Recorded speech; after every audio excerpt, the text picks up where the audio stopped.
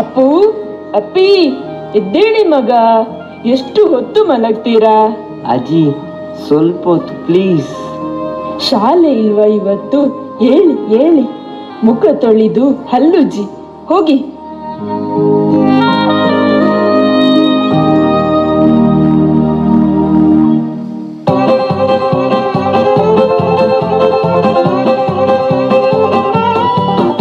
ಎಂತ ಮಗ, ಬೆಳಿಗ್ಗೆ ಬೆಳಿಗ್ಗೆ ಗಲಾಟೆಯಾ? ಅಜ್ಜಿ ನೋಡಜ್ಜಿ, ಮೊಬೈಲ್ ಕೊಡುದೇ ಇಲ್ಲ. ಯಾವಾಗಲೂ ಅವನಿಗೇ ಮೊಬೈಲ್. ನಾವೆಲ್ಲ ಫೋನ್ ಇಲ್ಲದೆ ಇರ್ಲಿಲ್ವಾ?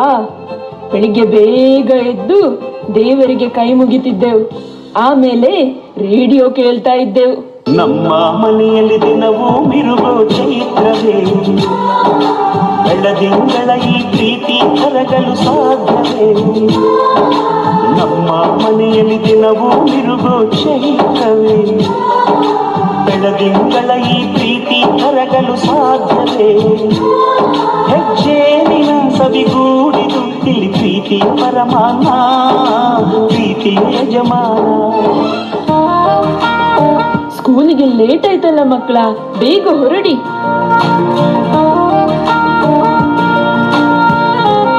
ಬನ್ನಿ ಮಕ್ಕಳೇ, ಸ್ಕೂಲಿಗೆ ಹೋಗೋಣ.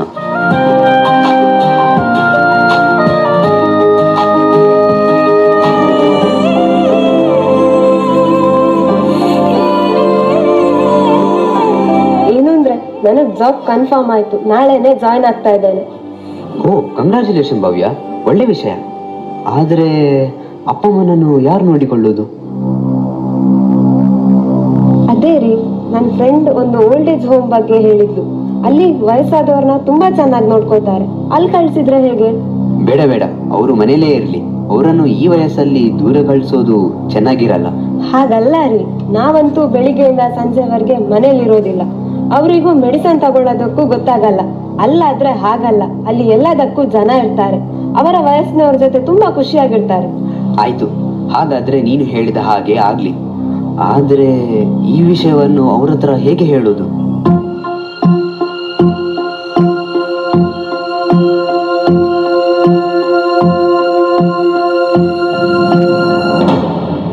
ಅಪ್ಪ ಅಮ್ಮ, ನಿಮ್ಮ ಹತ್ತಿರ ಸ್ವಲ್ಪ ಮಾತಾಡ್ಬೇಕಿತ್ತು.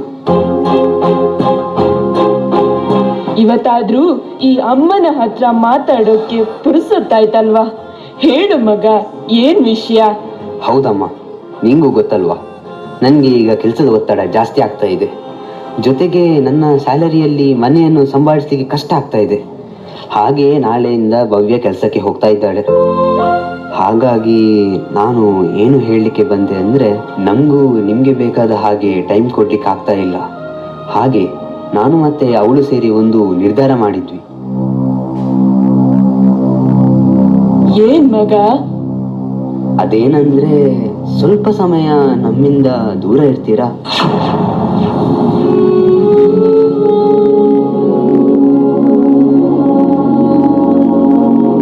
ದೂರ ಅಂದ್ರೆ ಇಲ್ಲೇ ಹತ್ತಿರ ಸಿಟಿಯಲ್ಲಿ ಆಶ್ರಮ ಇದೆ ಅಲ್ವಾ?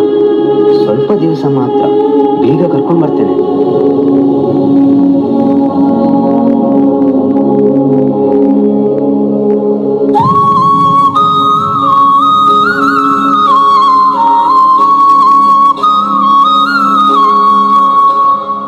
ಏನು ಹೇಳ್ತಿದ್ದಿ ಮಗ?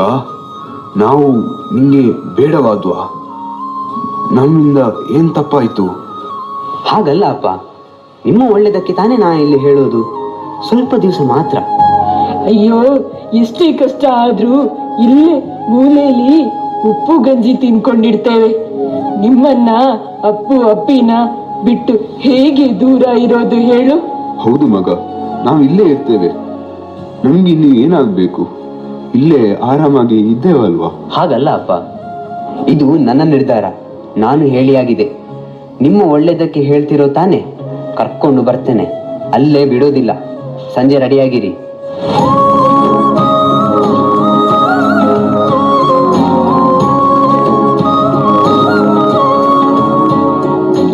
ನೋಡಿದ್ರೀ, ನಮ್ಮ ಮಗ ಎಷ್ಟು ದೊಡ್ಡವನಾಗ್ಬಿಟ್ಟ. ಜನ್ಮ ಕೊಟ್ಟ ತಂದೆ ತಾಯಿಯನ್ನ ದೂರ ಕಳಿಸುವಷ್ಟು. ನಾನು ಅವನಿಂದ ಇಂತಹ ರೀತಿಯ ಮಾತನ್ನು ನಿರೀಕ್ಷಿಸಲೇ ಇಲ್ಲ. ಏನ್ ಮಾಡ್ಲಿಕ್ಕಾಗ್ತದೆ ಹೇಳು? ಎಲ್ಲ ಅವರವರು ಪಡ್ಕೊಂಡು ಬಂದದ್ದು. ಆ ದೇವರು ಯಾರ್ಯಾರ ಹಣೆಯಲ್ಲಿ ಏನೇನು ಬರ್ದಿರ್ತಾನೆ ಅಂತ ಯಾರಿಗೂ ಗೊತ್ತು.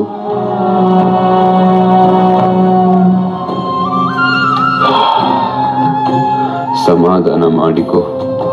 ನಾವು ನಮ್ಮ ಕರ್ತವ್ಯವನ್ನು ಮುಗಿಸಿದ್ದೇವೆ. ಮಗನ್ನ ಒಳ್ಳೆ ಸ್ಥಾನದಲ್ಲಿ ನಿಲ್ಲಿಸಿದ್ದೇವೆ. ಅವನು ಹೆಂಡತಿ ಮಕ್ಕಳು ಕೆಲಸ ಅಂತ ಬ್ಯುಸಿ ಇದ್ದಾನೆ. ಇನ್ನು ಅವನಿಗೆ ನಮ್ಮ ಅಗತ್ಯ ಇಲ್ಲ ಕಣೆ. ಅವನೇ ನಮ್ಮನ್ನು ವೃದ್ಧಾಶ್ರಮಕ್ಕೆ ಹಾಕ್ತಾನಂತೆ. ನೀನ್ ಯಾಕೆ ಸುಮ್ಮನೆ ಆರೋಗ್ಯ ಹಾಳು ಮಾಡ್ಕೊಳ್ತೀಯ? ಆರೋಗ್ಯ ಕಾಪಾಡ್ಕೊಂಡು ಏನ್ ಮಾಡೋದು ರೀ? ಯಾರಿಗೋಸ್ಕರ ಬದುಕ್ತಾ ಇದ್ದೇವು ಅವರಿಗೆ ನಾವು ಬೇಡ. ನಾವಿನ್ನು ಬದುಕಿದ್ದು ಸತ್ತ ಹಾಗೆ. ಬಾ, ಏನೇನ್ ಬೇಕು ತುಂಬಿಸ್ಕೊ. ಆಮೇಲೆ ತಡ ಆದ್ರೆ ಮಕ್ಕಳು ಶಾಲೆಯಿಂದ ಬರ್ತಾರೆ. ಅವರ ಮುಖ ಕಂಡ್ರೆ ನಮ್ಮ ಕಾಲೇ ಮುಂದೆ ಹೋಗಲ್ಲ. ಬಾ.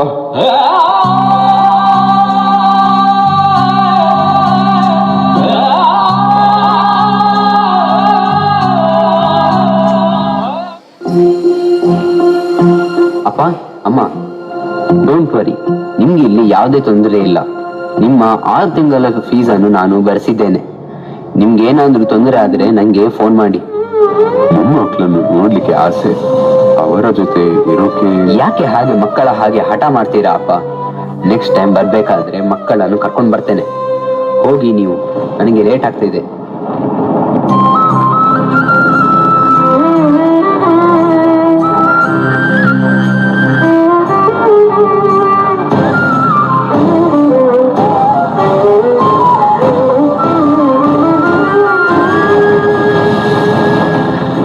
ನಮಸ್ಕಾರ. ನಾನು ಜೋಸೆಫ್, ಪ್ರೇಮಾಲಯ ಆಶ್ರಮದ ಸೀನಿಯರ್ ಮೋಸ್ಟ್ ಸದಸ್ಯ. ಈ ಆಶ್ರಮದ ಎಲ್ಲಾ ಸದಸ್ಯರ ವಿಚಾರ ಗೊತ್ತಿರೋದು ನನಗೊಬ್ಬನಿಗೆ ಮಾತ್ರ.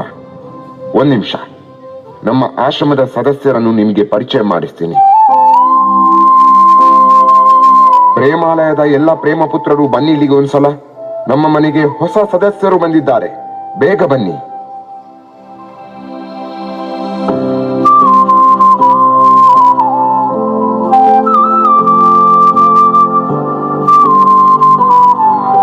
ಇಷ್ಟೇ ಅಲ್ಲ, ಇನ್ನು ತುಂಬಾ ಜನ ಸದಸ್ಯರಿದ್ದಾರೆ.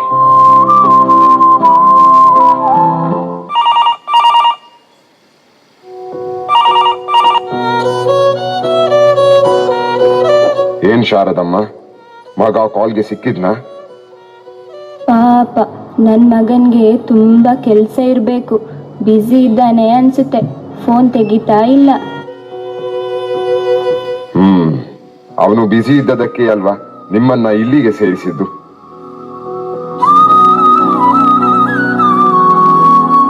ನೋಡಿ ಜೋಸೆಫ್ ಅಣ್ಣ, ನೀವು ನನ್ನ ಮಗನ ಬಗ್ಗೆ ಹಾಗೆಲ್ಲ ಹೇಳ್ಬಾರ್ದು. ಅವನಿಗೆ ಅಮ್ಮ ಅಂದ್ರೆ ತುಂಬಾ ಇಷ್ಟ. ಪರಿಸ್ಥಿತಿಗೆ ಕಟ್ಬಿದ್ದು ನನ್ನ ಇಲ್ಲಿ ಬಿಟ್ಟು ಹೋಗಿದ್ದಾನೆ. ನೋಡ್ತಾ ಇರಿ, ನನ್ನ ಕರ್ಕೊಂಡು ಹೋಗೇ ಹೋಗ್ತಾನೆ. ಹಾ, ಏನ್ ಹೇಳಿ ನಿಮಗೆ? ಬೈ ಈಗ ಹೋದ್ರಲ್ಲ, ಅವರು ಶಾರದಮ್ಮ ಅಂತ. ಮಗನ ಕಾಲ್ಗೆ ತುಂಬಾ ವರ್ಷದಿಂದ ಕಾಯ್ತಾ ಇದ್ದಾರೆ. ಆದ್ರೆ ಏನ್ ಮಾಡುದು, ಮಗ ನಾಟ್ ರೀಚೇಬಲ್. ಅಂದ ಹಾಗೆ ನಿಮ್ಮ ಹೆಸರೇನು? ನಾನು ರಾಮಣ್ಣ, ರಿಟೈರ್ಡ್ ಟೀಚರ್. ಏನ್ ವಿಧಿ ನೋಡಿ, ಸಮಾಜದ ಎಲ್ಲರಿಗೂ ಬುದ್ಧಿ ಹೇಳಿ ತಿದ್ದಿದ್ದ ನನಗೆ ನನ್ನ ಮಗ ಬುದ್ಧಿ ಹೇಳಿ ಶಾಲೆಗೆ ಮಕ್ಕಳನ್ನು ಸೇರಿಸಿದಂತೆ ಈ ವೃದ್ಧಾಶ್ರಮಕ್ಕೆ ನನ್ನನ್ನು, ನನ್ನ ಹೆಂಡತಿನ ಕರ್ಕೊಂಡು ಬಂದ. ರಾಮಣ್ಣ, ನೀವು ಇಷ್ಟಕ್ಕೆಲ್ಲ ನೊಂದುಕೊಂಡ್ರೆ ಹೇಗೆ? ಇಲ್ಲಿ ಇರುವವರೆಲ್ಲ ನಮ್ಮ ವಯಸ್ಕರೇ. ಅಂದ ಹಾಗೆ ಇಲ್ಲಿ ಇರುವವರೆಲ್ಲ ಸಮಾನ ಮನಸ್ಕರೇ. ಸಮಾನ ಮನಸ್ಕರು ಅಲ್ಲ, ಸಮಾನ ತೊಂದರೆ ಅನುಭವಿಸುತ್ತಿರುವವರು. ಅಂದ ಹಾಗೆ ಜೋಸೆಫ್ ಅಣ್ಣ, ನೀವಿಲ್ಲಿರೋ ಕಾರಣ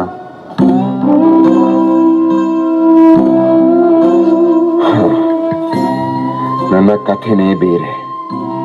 ನನಗೆ ಗಂಡು ಮಕ್ಕಳಿಲ್ಲ, 2 ಹೆಣ್ಣು ಮಕ್ಕಳೇ.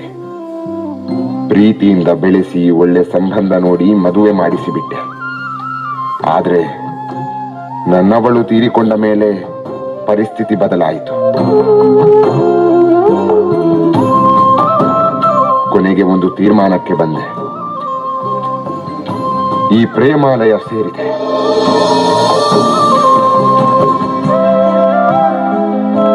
ನೀವೇ ಪುಣ್ಯವಂತರು ಜೋಸೆಫ್.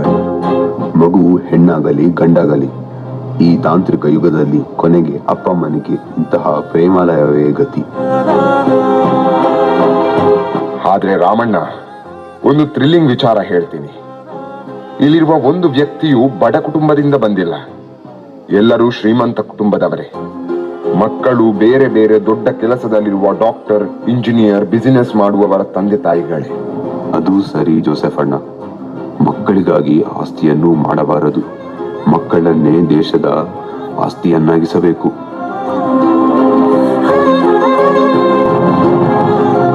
ಇಲ್ಲಿರುವ ಎಲ್ಲ ಯುವ ಪೀಳಿಗೆಗೆ ನನ್ನದೊಂದು ಮಾತು. ಒಂದು ಸಾರಿ ನಿಮ್ಮ ಬಾಲ್ಯವನ್ನು ನೆನಪು ಮಾಡಿಕೊಳ್ಳಿ. ನೀವು ಸಣ್ಣವರಿರುವಾಗ ನೀವಾಡುವ ಒಂದು ನುಡಿಗಾಗಿ ನಿಮ್ಮ ತಂದೆ ತಾಯಿ ಕಾತರದಿಂದ ಕಾಯ್ತಾ ಇದ್ರು. ನೀವು ಪುಟ್ಟ ಪುಟ್ಟ ಹೆಜ್ಜೆ ಇಟ್ಟು ನಡೆಯಬೇಕೆಂದಾಗ ಎಡವಿ ಬಿದ್ದಾಗ ನಿಮ್ಮ ತಂದೆ ತಾಯಿಯ ತೋಳುಗಳು ನೀವು ಬೀಳದಂತೆ ರಕ್ಷಣೆ ಮಾಡುತ್ತಿದ್ದವು.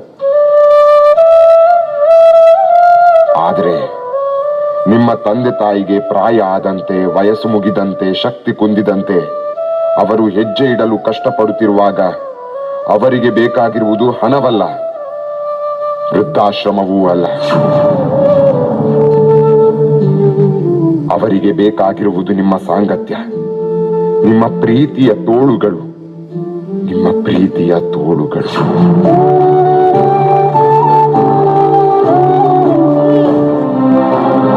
ಅಣ್ಣ, ಇವತ್ತೂ ಅಜ್ಜ ಅಜ್ಜಿ ಬರ್ಲಿಲ್ಲ. ಇವತ್ತೇ ಬರ್ತಾರೆ ಅಂತ ಅಪ್ಪ ಅಮ್ಮ ಹೇಳಿದ್ರು. ಮಕ್ಳೇ, ಯಾರನ್ನ ಹುಡುಕ್ತಾ ಇದ್ದೀರಾ? ಇವತ್ತು ಅಜ್ಜ ಅಜ್ಜಿ ಬರ್ತಾರೆ ಅಂತ ಹೇಳಿದ್ರಲ್ಲ, ಕಾಣ್ತಾನೆ ಇಲ್ಲ. ನಾವು ಸ್ಕೂಲ್ನಿಂದ ಎಷ್ಟು ಬೇಗ ಬಂದ್ವಿ ಅಂತ ಗೊತ್ತಾ?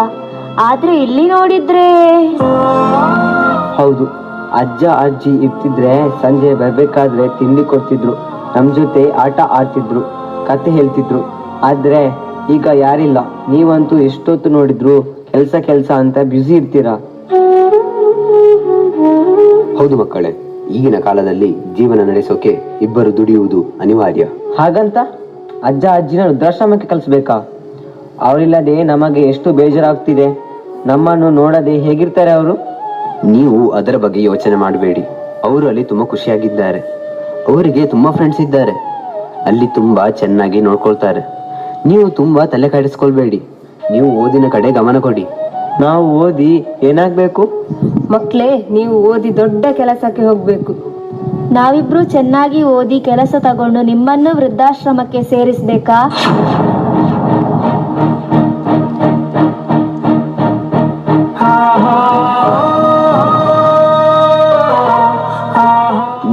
ನೀವು ಹೋಗಿ ಆಟ ಆಡ್ಕೊಳ್ಳಿ.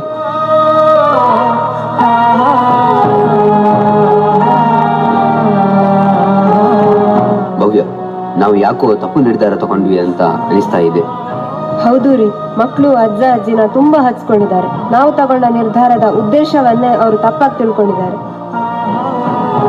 ಹೌದು, ಯಾಕೋ ಮಕ್ಕಳ ಮೇಲೆ ತಪ್ಪು ಪರಿಣಾಮ ಬೀರ್ತಾ ಇದೆ. ಇನ್ನು ನಾವು ಸುಮ್ಮನಿದ್ದರೆ ಪರಿಸ್ಥಿತಿ ನಮ್ಮ ಕೈ ತಪ್ಪಿ ಹೋಗ್ತದೆ. ಬಾ, ಈಗಲೇ ಹೋಗಿ ಅಪ್ಪ ಅಮ್ಮನನ್ನು ಕರ್ಕೊಂಡು ಬರೋಣ. ಬನ್ನಿ, ಹೋಗೋಣ.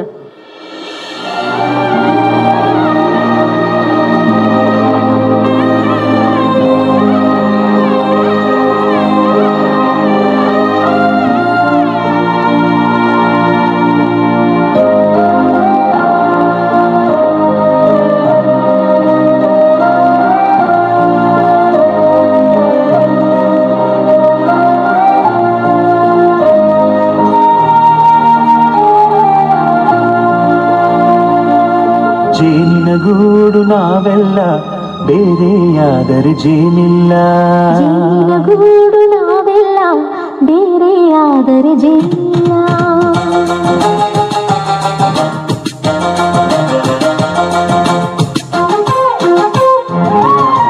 ಜೇನಿನ ಗೂಡು ನಾವೆಲ್ಲ ಬೇರೆಯಾದರೆ ಜೇನಿಲ್ಲ. ಜೇನಿನ ಗೂಡು ನಾವೆಲ್ಲ